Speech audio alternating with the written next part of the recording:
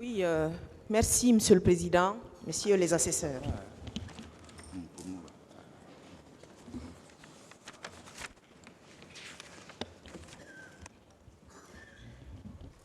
Monsieur Camara. Oui, maître. Après le sort réservé aux leaders politiques lors de leur première évacuation à Ambroise Paré, quelles sont les mesures que vous avez prises pour sécuriser les hôpitaux, notamment l'hôpital Donka?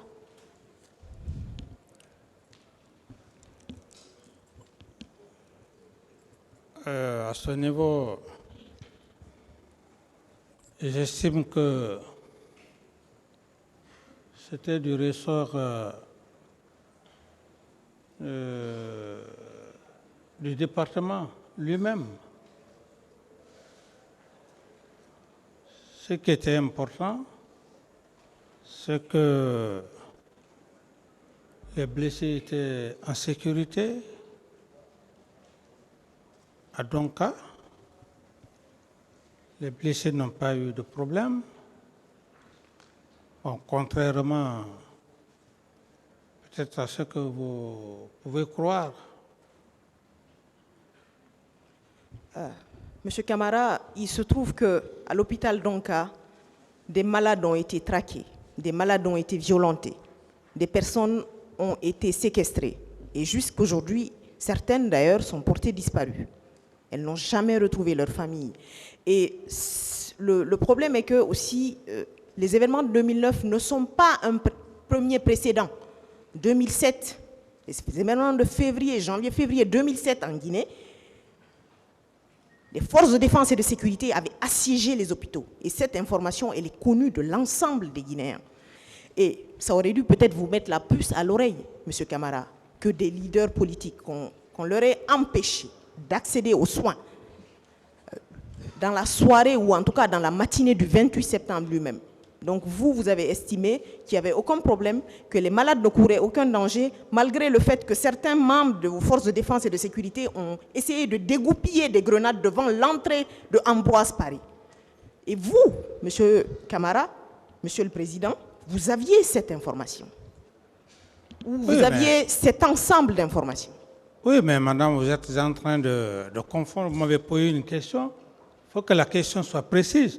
Je ne peux pas me substituer en deux. Le ministre de la Santé est venu, j'ai fait ce que je devrais faire. Ce qui s'est passé par rapport au problème de Grenade, mais je n'y étais pas. Ça, c'était des informations que j'ai reçues. Je ne pouvais pas être dans deux endroits. Ce qui était important ce jour, il fallait prendre toutes les dispositions nécessaires. Par rapport aux leaders politiques, comme je l'ai tantôt dit, et aussi le cas des blessés. Alors maintenant, ce qui s'est passé, et comme il y avait des informations, mais ça, c'est indépendamment de ma volonté, madame. C'est indépendamment de ma volonté.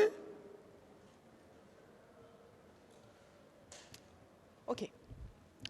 Monsieur Camara, le jour du massacre au stade, le mot d'ordre pour tous les militaires, y compris vous-même, c'était de rester loin, en tout cas loin de la vie civile. J'essaie de comprendre quelle a été, votre motivation d'avoir envie ce jour-là d'aller au stade.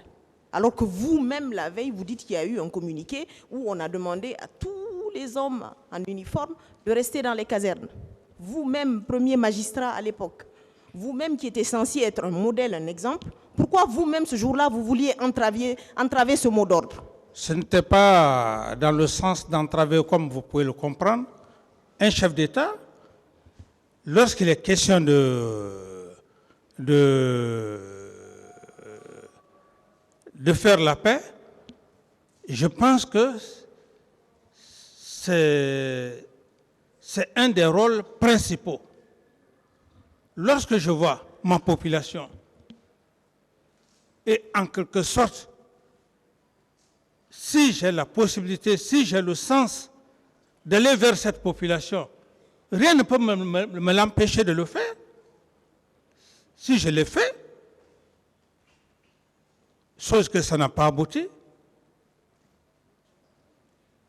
Donc, j'estime qu'à ce niveau, maître, avec tout le respect que j'ai pour vous, ce n'est pas un acte condamnable. Voilà, c'est ce que je puisse dire. D'accord, Monsieur Camara. Ce n'est pas un acte condamnable, mais par contre, vous avez devant certains de vos subordonnés eu envie ce jour-là d'aller au stade, vous-même en voulant violer le mot d'ordre. Était-ce un bon exemple? Est-ce que finalement, le fait que les membres des forces de défense et de sécurité se soient rendus au stade, est-ce que finalement, ils n'ont pas suivi un peu vous-même votre exemple? Mais tant mieux, mais ça, ce n'est pas mon problème. Tant mieux. Tant mieux. Et c'est pourquoi je ne voudrais pas être trop désagréable devant la Cour parce que vous incarnez des vertus, la loi.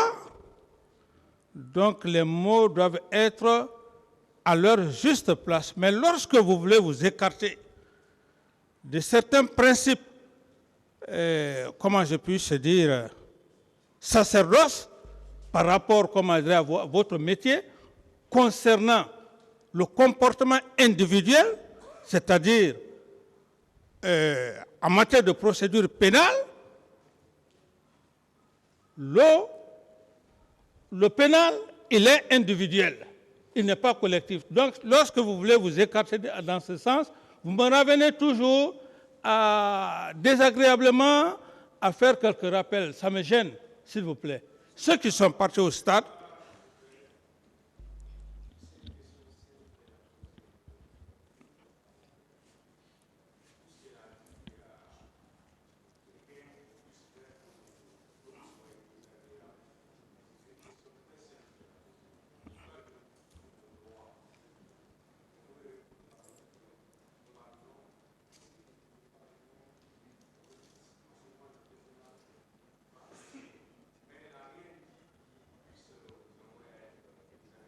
okay. Merci, Monsieur le Président. D'accord.